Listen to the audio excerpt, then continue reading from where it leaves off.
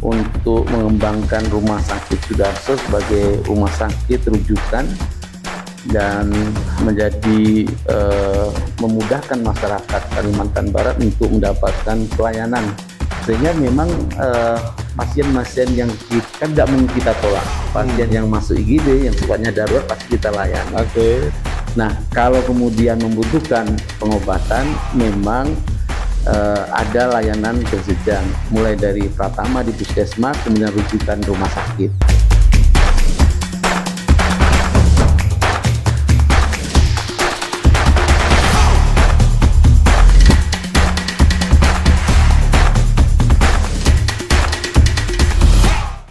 Anda menyaksikan Inside Talk dan kami menyapa Anda dari Rumah Sakit Umum Daerah Dr. Sudarso Pontianak. Dan sahabat Inside, tahukah Anda dari hasil penelitian yang telah kami kumpulkan bahwa penelitian Indonesia Service Dialog mencatat bahwa warga negara Indonesia ini selalu mengeluarkan dana dan tak tanggung-tanggung nilainya kurang lebih dari 100 triliun rupiah per tahun, dan salah satu yang dikeluarkan tersebut untuk berobat ke luar negeri. Dan di Kalimantan Barat, masyarakat perbatasan justru diuntungkan dengan letak geografis wilayah ini karena dekat dengan negara Malaysia, di mana rumah sakit yang ada di negara tersebut menjadi rumah sakit rujukan atau pilihan bagi masyarakat perbatasan untuk mendapatkan fasilitas kesehatan. Nah, di tengah gempuran permasalahan tersebut, Rumah Sakit Umum Daerah Dr. Sudarso Pontianak digadang-gadang mampu menyelesaikan peristiwa dan permasalahan berobat bagi masyarakat perbatasan yang sampai dengan hari ini masih menjadi polemik. Nah, pertanyaannya, mampukah Rumah Sakit Sudarso Pontianak ini yang bernaung di bawah Dinas Kesehatan Provinsi Kalimantan Barat memperselesaikan permasalahan tersebut melalui power dan juga fasilitas kesehatan yang telah diresmikan oleh Presiden Republik Indonesia Joko Widodo pada tahun 2022 lalu. Berikut kita akan mengulas dan membahasnya secara rinci bersama saya, jurnalis Inside Pontianak, dan narasumber saya yaitu Dr. Heri Agung selaku Kepala Dinas Kesehatan Provinsi Kalimantan Barat dan juga PLT Direktur Rumah Sakit Umum Daerah. Selamat bergabung bersama dengan kami, Pak Hari. Selamat siang, Assalamualaikum warahmatullahi wabarakatuh. Saya tanyakan dulu, bagaimana kabar Anda hari ini? Alhamdulillah, sehat walafiat. Ya, kalau orang kesehatan selalu berbicaranya masalah kesehatan. Kesehatan, perbaikan kesehatan. Anda menjabat sebagai PLT Direktur Rumah Sakit Umum Daerah Sudarso dan juga sebagai Kepala Dinas Kesehatan Provinsi Kalimantan Barat. Rumah Sakit Sudarso menjadi naungan Anda, Pak. Bagaimana polemik yang Anda lihat saat ini? Ya, saya kira kita harus melihat upaya bagaimana pemerintah daerah, dalam ini komitmen Bapak Gubernur untuk mengembangkan Rumah Sakit Sudarso sebagai rumah sakit rujukan dan menjadi memudahkan masyarakat Kalimantan Barat untuk mendapatkan pelayanan di rumahnya sendiri, ya, di Provinsi Kalimantan Barat. Ini sebenarnya keinginan dan cita-cita dan komitmen besar dari Pak Gubernur dan pemerintah daerah Provinsi Kalimantan Barat. Nah, apa yang kita lakukan dalam beberapa tahun ini, ada lompatan-lompatan sebenarnya di dalam upaya menjadikan Rumah Sakit Sudarso ini menjadi rumah sakit yang melakukan pengembangan layanan prioritas. Artinya layanan prioritas ini ada 4 layanan prioritas yang punya resiko kematian dan kecacatan yang tinggi dengan pembiayaan besar, itu harus bisa dilakukan di Rumah Sakit Sudarso. Sehingga diharapkan masyarakat Kalbar ini tidak lagi dirujuk ke luar negeri. Sebenarnya rujukan kita pasti ke nasional, ya, ke RSCM Jakarta, Hargit dan sebagainya, bahkan mungkin di Surabaya, Jogja dan sebagainya, sebagai rujukan-rujukan rumah sakit vertikal yang nasional. Nah, ini juga sejalan dengan kebijakan Kementerian Kesehatan. Jadi Kementerian Kesehatan itu menginginkan bahwa tahun 2024 masing-masing rumah sakit di provinsi dia harus mampu mengembangkan 4 pelayanan prioritas unggulan. Yang 1 jantung, kemudian 2 stroke, ketiga cancer, dan yang keempat adalah uronifro atau ginjal. Selain beberapa layanan unggulan-unggulan lain yang sudah dilakukan oleh rumah sakit tersebut. Ya. Dari 4 program layanan unggulan ataupun yang diutamakan tersebut, seberapa jauh Pak prosesnya sampai dengan hari ini menuju ke 2024 kesiapan Rumah Sakit Sudarso sendiri? Ya, beberapa tahun ini yang disiapkan oleh Rumah Sakit Sudarso adalah pertama kesiapan ketenagaan. Karena ada strata khusus untuk bisa melakukan tindakan-tindakan di tataran paripurna maupun utama. Jadi minimalnya nanti kita harus bisa utama. Di bawahnya lagi madya dan seterusnya ke bawah. Nah, utama dan paripurna itu harus siapkan SDM-nya. Dokter bukan hanya dokter spesialisnya, tapi untuk pengembangan ini adalah konsultan atau subspesialis. Kemudian yang kedua peralatannya. Nah, ini peralatan-peralatan yang dianggap bahwa jenis layanannya itu pada strata paripurna atau pada strata utama. Nah, ini yang disiapkan oleh baik itu pemerintah daerah dengan anggaran APBD-nya maupun dibantu dari anggaran DAK pusat misalkan yang diperbantukan Kemenkes kepada pemerintah daerah provinsi. Sudah sejauh mana Pak persiapan yang dilakukan itu dari tenaga medisnya, peralatan kesehatannya dan lain-lain sebagainya hingga sampai hari ini? Ya, di dalam pengembangannya Rumah Sakit Sudarso juga diampu, artinya akan didampingi oleh rumah sakit yang lain yang ditunjuk oleh Kemenkes sebagai rumah sakit pengampu. Contoh misalkan jantung, Rumah Sakit Sudarso diampu oleh Rumah Sakit Harkit Harapan Kita Jakarta. Nah, kalau sampai hari ini layanan kita masuk sudah pada strata paripurna. Jadi kalau utama itu kateter, ada cath lab, dan itu kita sudah lakukan dari 2019, tetapi mulai akhir tahun 2022 kemarin, kita sudah meskipun masih diampu oleh Harkit, melakukan operasi bedah jantung terbuka. Operasi bedah jantung terbuka itu masuk kategori paripurna, nah tertinggi ya. Nah, untuk yang lainnya memang masih kita pada level utama dan menuju ke utama ya, seperti misalkan misal stroke. Nah, stroke kita masih menunggu tenaga subspesialis kita yang kita sekolahkan, alat sudah ada sehingga nanti kalau tahun depan yang bersangkutan dan hadir, dia bisa melakukan tindakan pada strata utama. Demikian juga cancer dan urologi, ya kita masih pada tahapan di cancer utama, kalau urologi menuju utama seperti stroke tadi. Artinya beberapa tahapan sudah mulai berjalan dengan baik hingga saat ini. Tinggal ataupun yang perlu dilakukan hanya sosialisasinya saja kepada masyarakat luas bahwa Rumah Sakit Sudarso sangat mumpuni untuk melakukan pengobatan-pengobatan di bidang tersebut. Betul. Nah, kita lihat polemik sampai dengan hari ini masih berlangsung, Pak. Banyak sekali warga negara Indonesia, khususnya di Kalimantan Barat ya. Nah, mereka masih merujuk ke negara Malaysia karena di sana dari bocoran yang kita dapat, data yang kita dapat adalah administrasi yang mudah, kemudian pelayanan yang cepat, begitu berbeda katanya jika berobat ke Rumah Sakit Sudarso. Apa tanggapan Anda? Iya, sebenarnya memang tidak dipungkiri. Kita tidak boleh mungkiri ada masih banyak warga kita, Kalbar, yang kemudian mengakses layanan di negara tetangga kita. Nah, tetapi memang konsepnya mereka dibuat bukan hanya layanan hospital, tetapi juga layanan yang terkait dengan masalah pariwisata misalkan. Nah, biasanya mereka akan kombinasi dengan demikian.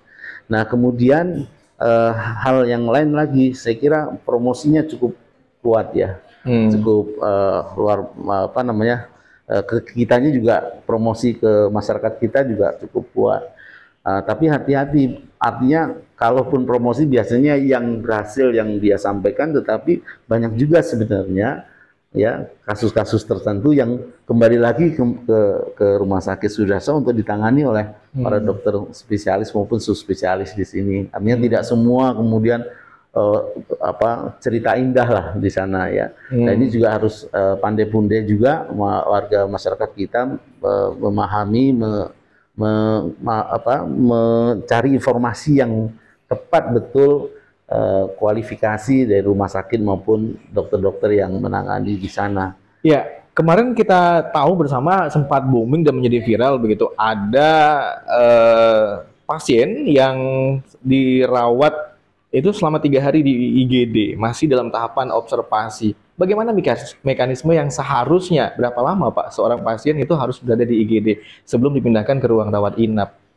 Ya, inilah apa namanya masalah-masalah yang masih kita hadapi kaitannya besarnya jumlah flow pasien yang masuk ke IGD kita. Sejak bangunan 2 tower baru itu diresmikan, sepertinya masyarakat kita ingin mencoba layanan dengan gedung baru ya. Artinya mencoba layanan gedung baru, sakitnya coba-coba begitu. Nah, artinya dia sakit pilihannya ke Sudarso karena ada gedung baru. Baik. Sehingga memang pasien-pasien yang kan nggak mungkin kita tolak. Pasien yang masuk IGD yang sifatnya darurat pasti kita layani. Tetapi sebenarnya secara berjenjang dalam layanan yang kaitannya dengan kualifikasi atau jenis penyakit yang dilayani di rumah sakit dengan kelas A ini sebenarnya harusnya yang tingkat kesakitan atau tingkat keparahannya di level 2 atau 3 sebenarnya. Dan masih banyak ya di level 1 yang memanfaatkan rumah sakit kita. Nah, ini yang saya kira sehingga dengan banyaknya pasien yang tidak seimbang dengan jumlah tempat tidur kita, maka mereka menunggu di IGD untuk mendapatkan ruangan, ya. Nah, tetapi beberapa sudah kita upayakan untuk tidak di IGD. Sekarang kita buka layanan ruang observasi, jadi tidak lagi IGD, ya, ke ruang observasi sebelum dia mendapatkan tempat kamar yang diinginkan. Karena juga sekarang masyarakat ingin misalkan dia bukan di kelas non kelas misalnya atau kelas 3 tadi, dia inginnya di kelas 1 misalnya atau di VIP yang jumlah dari kamar VIP dan kelas 1 itu sangat terbatas. Ini yang saya kira masih harus juga perlu dicarikan apa namanya jalan keluarnya. Dan satu hal lagi, Rumah Sakit Sudarso ini sebagian besar adalah pasien BPJS atau ada jaminan asuransi, ya. Nah, ini yang karena rumah sakit yang ada di Pontianak ini yang bekerja sama dengan BPJS ini baru rumah sakit pemerintah TNI Polri ditambah baru 2 rumah sakit swasta yaitu Yarsi dengan Promedika. Ya, sehingga memang belum merata nih. Nah, kalau nanti rumah sakit swasta lainnya itu nanti bekerja sama dengan BPJS, sehingga nanti pasien BPJS juga akan terbagi merata di berbagai rumah sakit. Kalau kita berbicara masalah kapasitas, Sudarso sendiri itu sebenarnya mampu menampung berapa banyak kapasitas pasien atau tempat tidur, Pak Hari? Ya, total tempat tidur untuk rawat inap ditambah dengan tempat tidur tindakan itu 474 tempat tidur.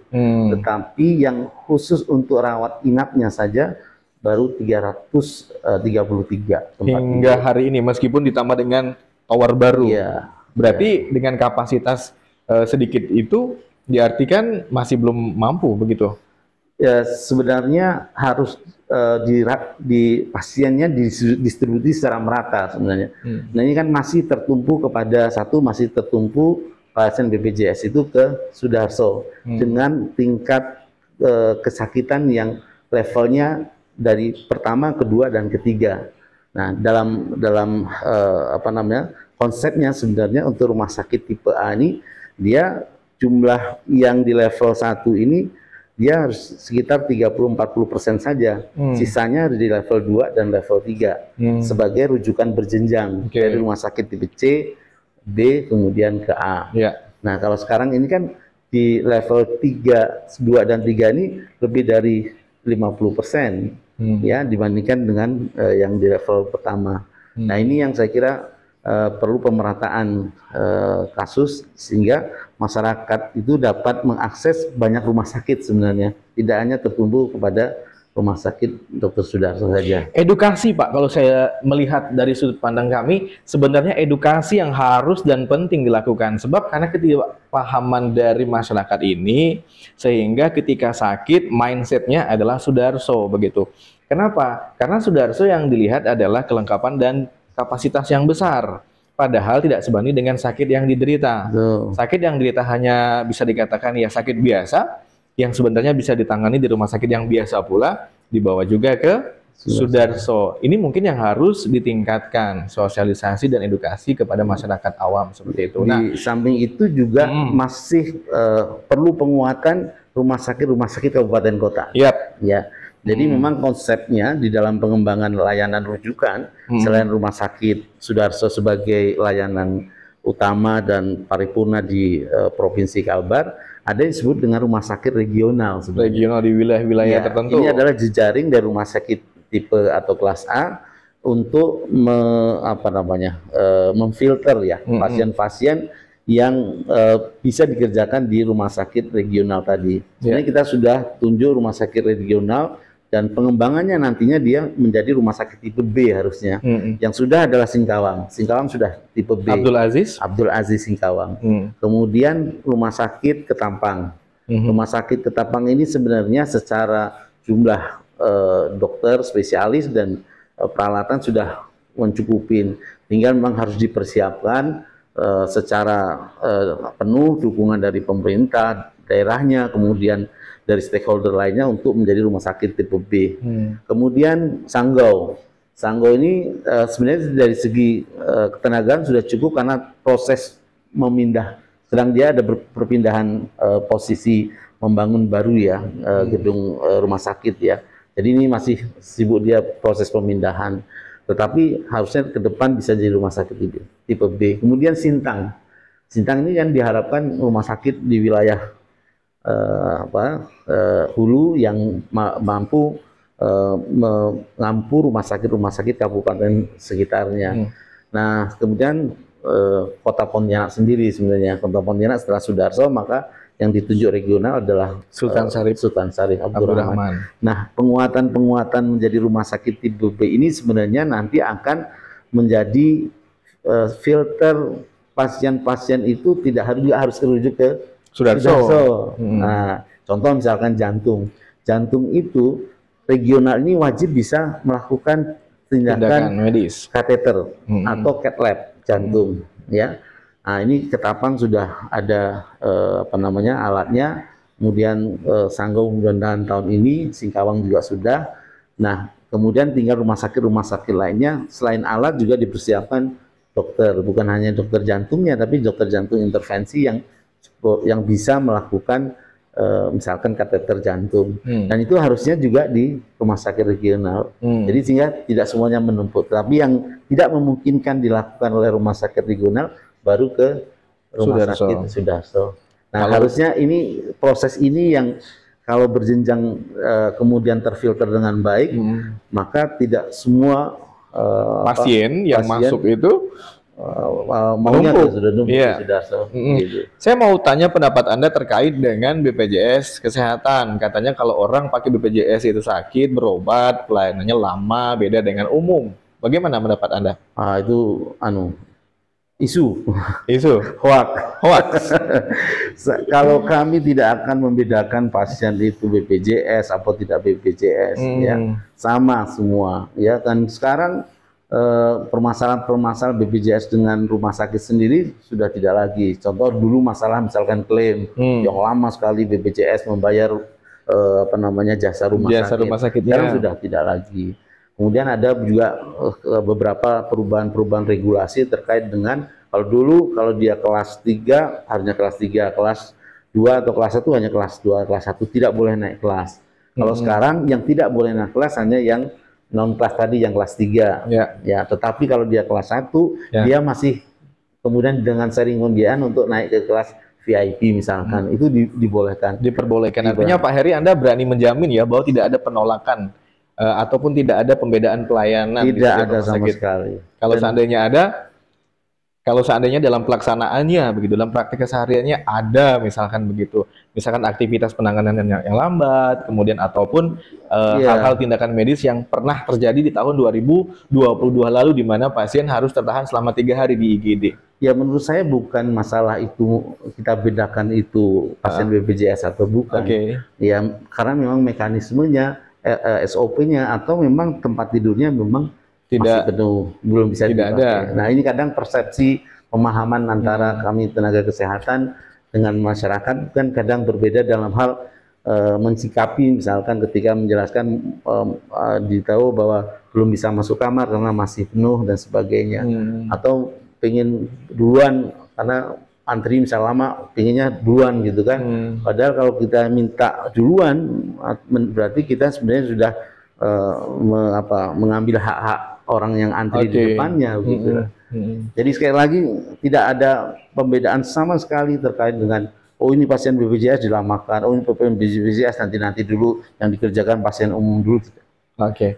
Kalau kita berbicara kembali ke poin utama, yaitu bagaimana meningkatkan atau mengubah mindset masyarakat bahwa ini loh Sudarso yang sudah siap dengan segala fasilitas kesehatannya, dengan tenaga medisnya begitu. Bagaimana cara rumah sakit Sudarso ini kembali membangun mindset yang baik ke publik agar masyarakat Kalimantan Barat itu tidak acap kali ke Malaysia? Ya, saya kira melalui promosi dalam artian positif ya. Jadi yang diperbolehkan dan juga melalui statement-statement dari pasien dan sebagainya ya. Ya, jadi contoh misalkan beberapa waktu lalu kita mengadakan operasi jantung yang kedua, kemudian kita sampaikan ke masyarakat bahwa kita sudah melakukan operasi yang kedua, kemudian sudah berjalan dengan baik, berhasil. Kemudian ada testimoni dari pasien dan sebagainya, itu yang kemudian kita sampaikan ke masyarakat. Di samping itu juga upaya-upaya kami melalui humasnya rumah sakit. Di rumah sakit ini humasnya punya juga media sosial ya, apakah itu Instagram, YouTube dan sebagainya, itu kita punya untuk terus menginformasikan kepada masyarakat. Dan saya kira melalui event-event seperti ini juga terima kasih membantu kami untuk menginformasikan kepada masyarakat. Tapi yang jelas saya punya cerita ya. Waktu kami dengar pendapat dengan Komisi 5 DPRD, banyak hal masukan-masukan yang disampaikan kepada kami, keluhan dan sebagainya. Dan kami mempersilahkan teman-teman anggota dewan untuk berkunjung ke Sudarso dan melihat langsung bagaimana layanan di Rumah Sakit Sudarso ya. Dan alhamdulillah karena ini adalah mitra, mereka juga akan mendukung apa yang menjadi masalah di Rumah Sakit Sudarso. Teman-teman dari Komisi 5 juga hadir ke Sudarso dan kami persilahkan melihat langsung, berkomunikasi dengan pasien, dan tidak ada satupun pasien yang menyatakan bahwa layanan Rumah Sakit Sudarso itu kurang baik, lama, tidak senyum, tidak ramah dan sebagainya. Semua menyampaikan kepuasannya dan terima kasih. Apakah mereka sedang tidak bersandiwara, pemirsa? Begitu? Mungkin saja mereka sedang bersandiwara.